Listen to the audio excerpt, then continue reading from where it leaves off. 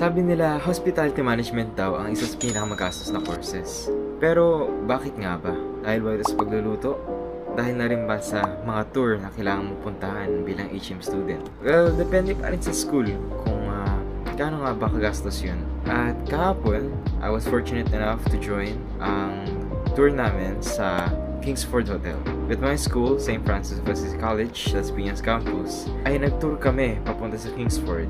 At meron na rin kami iba't ibang pinuntahan pa bago pumunta doon at after pumunta doon.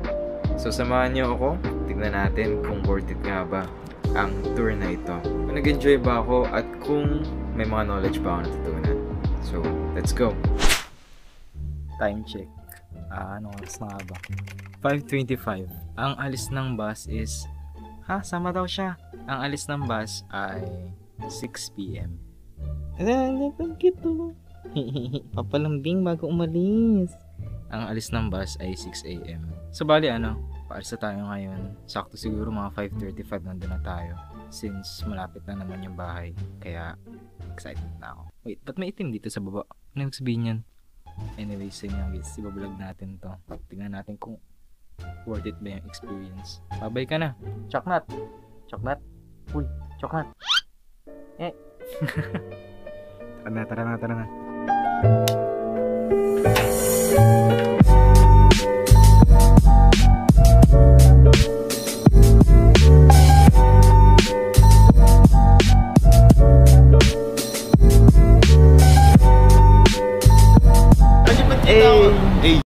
Ito nga pala si TJ, o kilala rin bilang Rocky D.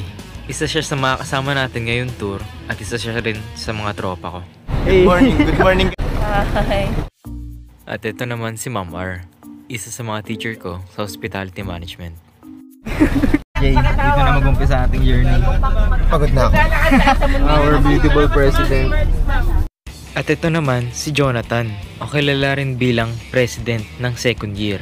Isa siya sa pinaka-bad boy ng St. Francis of Assisi College. At siya ang huli nating mga kasama sa kwarto.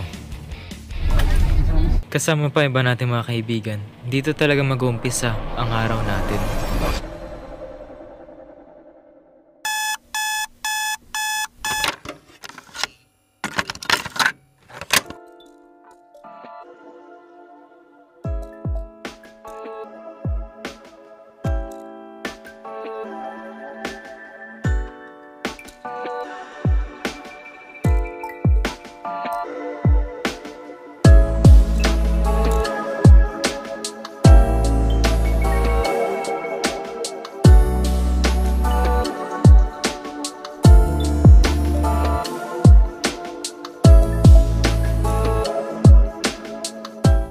Meron nga pala kaming tour guide na si ate, hindi ko natanda pangalan niya. Pero dalawa sila. Galing sila sa AR Travels dahil yung gamitin namin na bus ay galing sa AR Travels. Sa totoo lang, hindi ko talaga alam sinasabi ko. Pero maya-maya lamang, dumating na rin kami sa pupunta namin, which is yung unang destination, Intramuros. Wala nang tubig si TJ guys. Wala.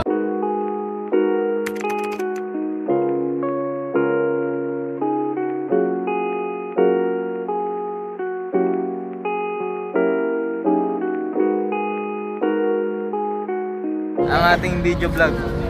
Wala.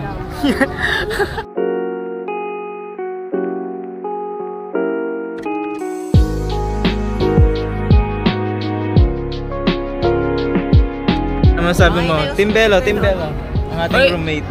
Hi, vlog. Usog daw. Hello. Kawai. Hi. Dito kasi, nag-picture kaka-picture ba yan?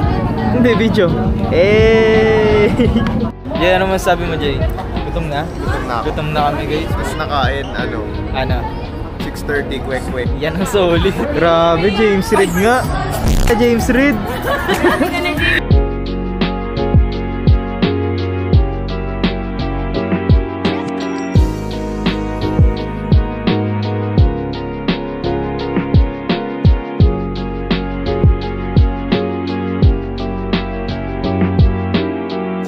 Jay, saan tayo pupunta? Pupunta na tayo para mag-refill ng ating mga tiyan. Amsim. Ay, si ano, si James Reid. James Reid. Kakain muna kami. Hindi pa kami nakain. Pusa ng Intramuros. May iwan na kami guys. Hindi pa namin nahanap yung 7-Eleven. 7-Eleven guys. Let's go. Wow, fire truck. Samuchi. Hi po! Shoutout sa vlog ni Toshi. Alright.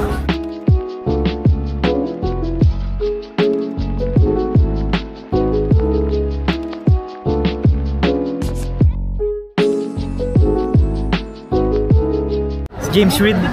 James, anong masasabi mo sa tourist attraction namin dito sa Pilipinas? Okay naman. English. In English, kurap po.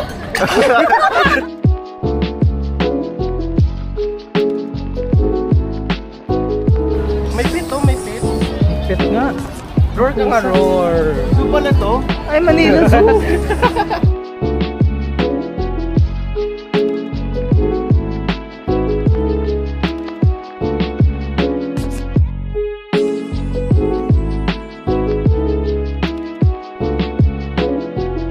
So, if you look to your left, you will see that is called the American Barracks. So that is where the Americans stay when World War II. So, if you look into your right,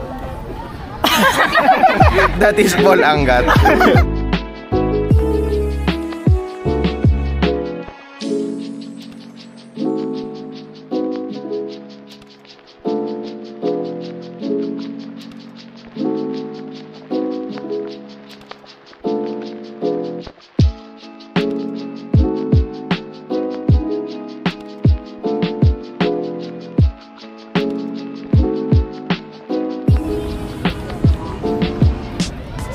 Ano masasabi mo?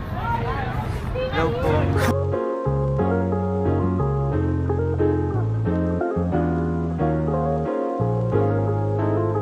Ano masasabi mo sa una natin pinuntahan, Jay? So, first destination is Intramuros. It was 8 out of 10 because the place has good historical background, but it's so hot in here. Yes, tama.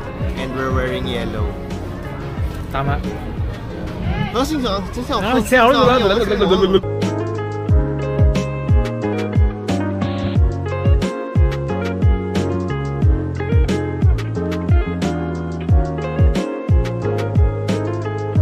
James! Yes. Tangina si James. LeBron.